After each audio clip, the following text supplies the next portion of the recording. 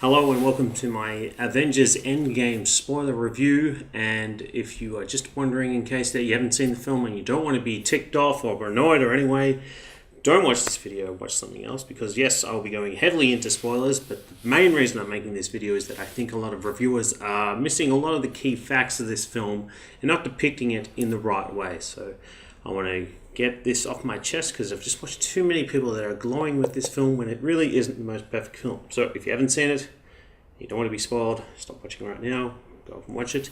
Otherwise, please continue.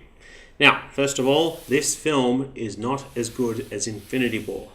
And when I say that, I mean that this film is good. There are very good moments in it, but it is not great. It is not coherent, and it is somewhat of a mess. This film feels rushed. Infinity War, I feel, is possibly the best film in the Marvel Cinematic Universe. It is so well created. The scenes and the action and all the characters seem to just flow so naturally. It is such a joy to watch that film. I have no qualms with it at all. And if anything, I praise that this film isn't as good because that film is good. If it gives us Infinity War, I don't care. But to say that Endgame is the best film, is one of the best films in the Marvel Cinematic Universe, that is a very short-sighted view, and I'll give you many reasons why. Now, to kick it off, just in terms of pacing and how the film fits together, it just doesn't fully work there. There's a scene in this film where they are all lying on a desk. I think it's Black Widow, Captain America, and Tony Stark. They're all sitting around on a desk figuring out how they're going to solve this time mess. And I feel that that's the writers themselves putting themselves in the film, saying that they don't really know how to put this all together. And I think it kind of comes through in the execution here. I think there's a lot of things that feel rushed and not quite to the point. All right, getting more focused here. Professor Hulk, he doesn't work. Okay, the first part of him is good. It's good the fact that Bruce Banner's managed to kind of come to terms with Hulk and get a kind of catharsis and arc there. But as a character, he's quite boring.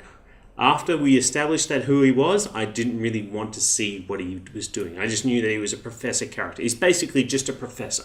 Yes, he's very strong and all that, but he's no more meaningful to me than the smart guy in a film.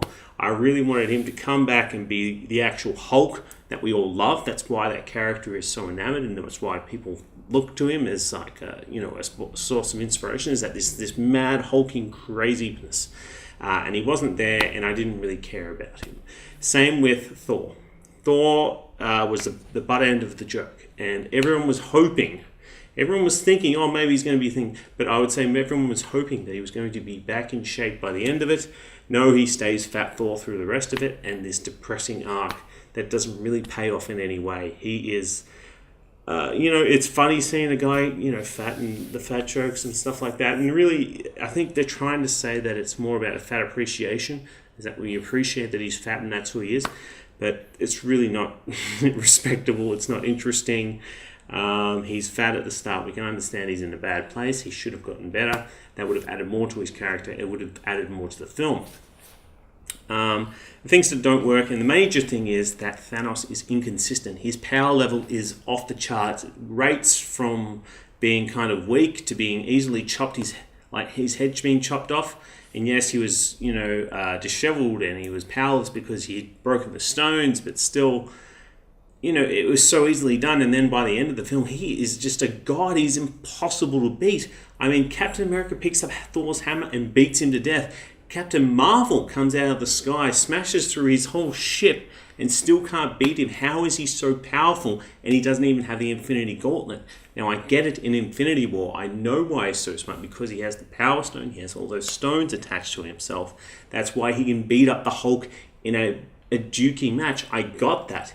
But here, I don't know why the Titans, it hasn't been told to us why they're so powerful. I don't know why Thanos is so strong. It doesn't make any sense. That whole last scene, I was confused. I wasn't in the joy of it all. I was like, why can't Thor, Iron Man, and Captain America holding Mjolnir beat up Thanos easily, who has no stones at all? Like, it was just like, this is a scene that doesn't make sense, and it's delayed, and it's the more it carried on, the more it didn't make sense. The more I was like, why is this still going on? They should have beaten his ass already.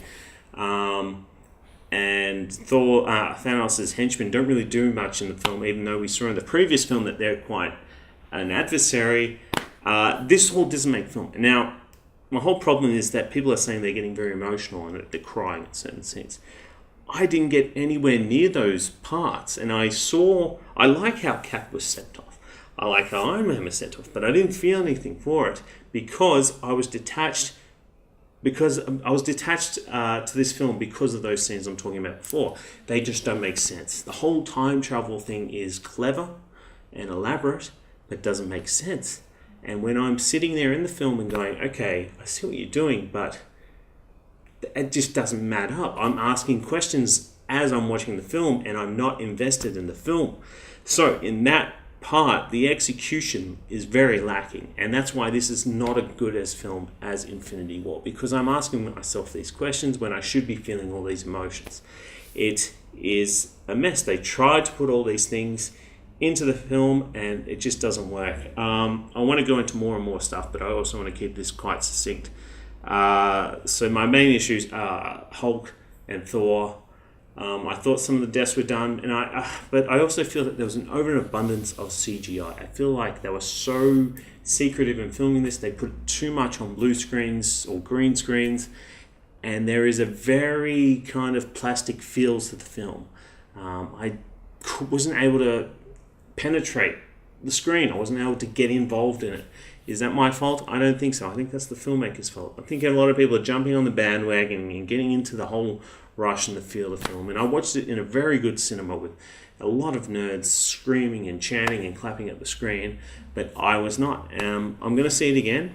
My thoughts on this film is that it's much like The Dark Knight Rises. Is that at the time we all thought, yes, it's really good, but in retrospect, there are a lot of issues with it. This doesn't match it up. This doesn't match up. It's not as good as the film before it.